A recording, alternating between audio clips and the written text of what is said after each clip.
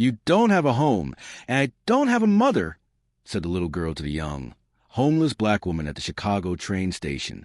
Her voice echoed through the nearly empty terminal on that cold December morning. Helena Williams, 29, adjusted the tattered coat that was all she had left of her former life. 6 months ago, she had run one of the most promising architecture firms on Chicago's South Side. $1 million contracts, a bright future, and endless respect. Now she slept in train stations, clutching her sketchbook like treasure. But even in ruin, her eyes still held the fire of a woman who refused to be erased. How do you know I don't have a home? Helena asked softly. Because I see you here a lot, the girl said. You always draw in that notebook. My name's Olivia. My dad and I wait here for trains. Mommy went to live with the angels. Helena's heart ached, but before she could respond, she noticed a man pacing nearby, tall, black, dressed in an expensive suit, speaking urgently into his phone. His presence commanded attention. Is that your father? Helena asked. Yes, Olivia said sadly. He works a lot. Sometimes I think he's forgotten me. Helena froze. She knew that man, Marcus Thompson, CEO of Thompson & Associates, one of Chicago's biggest urban development companies. Months ago, she had tried to land a deal with him. The same week, her life had collapsed. Her former fiancé and business partner, Tiago Santos, had stolen every dollar from their joint account, transferred it offshore, and spread vicious lies that Helena was mentally unstable. Within days, her company crumbled, clients disappeared, and she was left with nothing but debt and shame. Tiago, meanwhile, flaunted his new empire on social media, mocking her downfall. Do you design houses? Olivia asked curiously, flipping through Helena's sketches. I used to, Helena said softly. Then she looked at Olivia, at Marcus, and at the designs in her notebook, and something inside her clicked. Actually, she whispered, I still do, and maybe I just found the perfect project. Olivia grinned, unaware that she had just inspired the most precise act of revenge Helena Williams would ever design, a blueprint not for buildings, but for justice. Moments later, Marcus ended his call and walked toward them. He recognized Helena instantly. Helena Williams? You were with Williams and Santos Architecture, right? Yes, she said, meeting his gaze. That was me? Marcus hesitated. The scandal had been big news. A young architect destroyed by betrayal and rumors. But before he could apologize, Olivia interrupted. Daddy, look. Helena designs beautiful houses. Marcus glanced at the drawings, visibly impressed. These are extraordinary. Our company's expanding into social housing. Maybe we should talk. Helena smiled faintly. I'd love to. That night, she sat in a shelter, replaying their conversation. She took out a small digital recorder, a habit she developed to document everything. As she listened to Marcus's voice talking about future opportunities, she began to plan.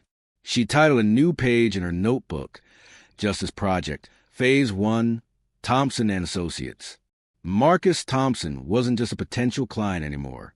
He was a perfect entry point into a world that Tiago had stolen from her, and the man who would unknowingly help her bring Tiago down. 3 weeks later, Helena had become a familiar face at Thompson & Associates. Marcus had hired her for a small freelance redesign, the lobby of one of his downtown buildings.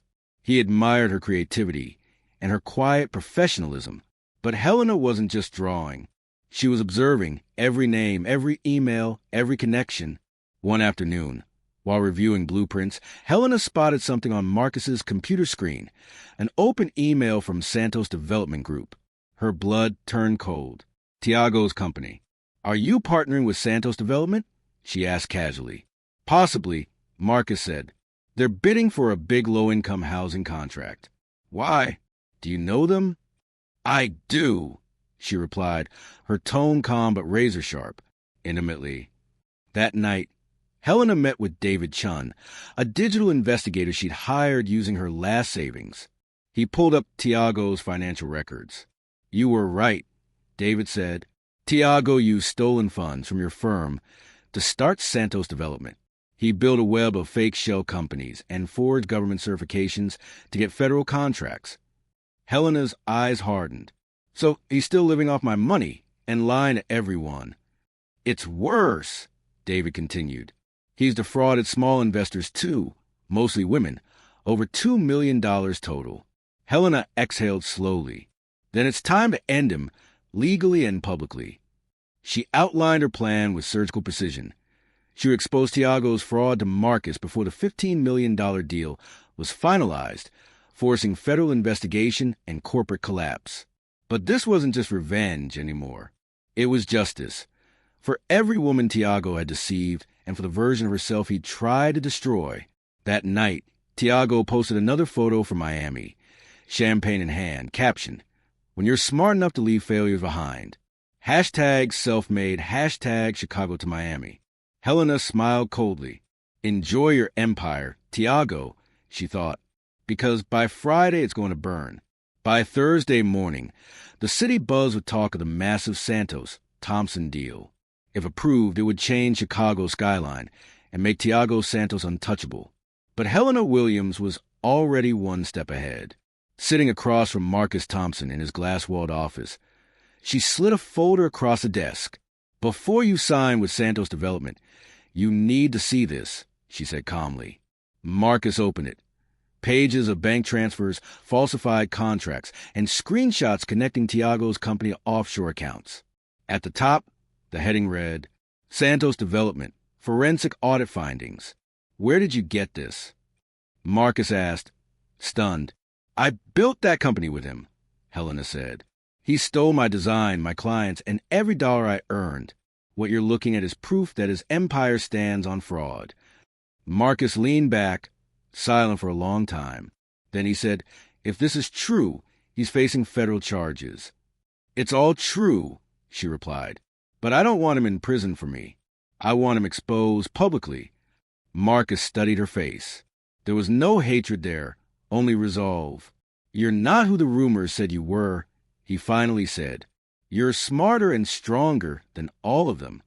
That evening, the Thompson PR department leaked an anonymous report to the Chicago Tribune. Within hours, headlines exploded. Santos Development accused of large-scale fraud. FBI launches investigation into rising real estate mogul Tiago Santos. Helena watched from her small apartment as news anchors repeated her ex-fiancé's name with disgust. Images of Tiago being confronted by reporters filled the screen. He looked pale, cornered, desperate. By midnight, his investors had withdrawn. His accounts were frozen. His empire, built on lies, collapsed in less than 24 hours. Helena didn't smile. She simply whispered, balance restored. 2 days later, Marcus called. "Helena, you need to come to the office," he said, voice warm but urgent. When she arrived, he greeted her at the elevator. "You did the right thing," he said. "The board reviewed everything. We're terminating all contracts with Santos," and he paused, smiling. "We're appointing you as lead architect on our next major project, the Olivia Initiative." She blinked. "Named after your daughter?" He nodded. "A sustainable housing project for single parents and working women," inspired by that morning at the train station. Helena felt her throat tighten. "Marcus, I don't know what to say." "Say you'll take it," he said, "and build something no one can ever tear down again." That night, Helena stood on the rooftop of the Thompson building, gazing at the skyline she once feared she'd lost forever. The wind whipped through her hair, and for the first time, the city didn't feel like an enemy. She pulled out her sketchbook and began to draw. Not revenge this time, but redemption. Below her, the streets glowed with life. Sirens wailed faintly, and somewhere a new story was beginning. Her phone buzzed. A message from an unknown number. "Tiago Santos, you ruined me. I hope you're happy." She typed back slowly. "Helena, no, Tiago, I didn't ruin you. You built your empire on lies. It just couldn't stand." She hit send, then blocked his number forever. 3 months later, the Olivia Initiative became Chicago's most ambitious urban housing project. Media outlets called it a revolution in inclusive design. Helena stood at the grand opening, wearing a simple black suit, her sketches now blueprints turned to steel and glass. Reporters asked, "Ms. Williams, what inspired this?" She smiled faintly. "A little girl who reminded me that hope doesn't need wealth, just heart." From a crowd, Olivia waved enthusiastically, her father standing proudly beside her. Marcus stepped forward with a ribbon-cutting pair of gold scissors. "Everyone meet the woman who turned pain into progress, Ms. Helena Williams." Applause filled the air. Cameras flashed, but Helena's focus drifted upward, toward the clear sky, toward everything she'd fought to rebuild. In her mind, she whispered to her past self, "You didn't lose everything. You just lost what wasn't meant for you." Later that night, when the celebration ended, Marcus walked her to her car. "So," he said lightly, "after everything, what's next for Helena Williams?" She smiled, that quiet, confident smile of a woman reborn. "To build again, this time for the people who actually matter." He nodded, admiring her strength. "I'd like to be part of that, professionally and maybe personally too." She laughed softly. "We'll see, Mr. Thompson." For the first time in years, she wasn't running from her past. She was walking straight into her future. Epilogue, 1 year later. A framed article hung in the Thompson and Williams office lobby. From homeless to hero, the architect who rebuilt her life and her city. The photo beneath showed Helena and Olivia standing in front of a completed housing complex, sunlight spilling over their smiles. Visitors often stopped to read the plaque beside it, engraved with Helena's words. "When the world takes everything from you, build again, not out of anger, but out of purpose." And somewhere across town, in a small rented apartment, Tiago watched the same story on TV, Helena's story, and realized he created his own destruction. He threw the remote across the room, but it didn't matter. Helena had already won, not by revenge, but by resurrection. Because true victory isn't about destroying someone else. It's about rebuilding yourself so beautifully that even those who broke you can't look away. Don't seek revenge. Build something greater.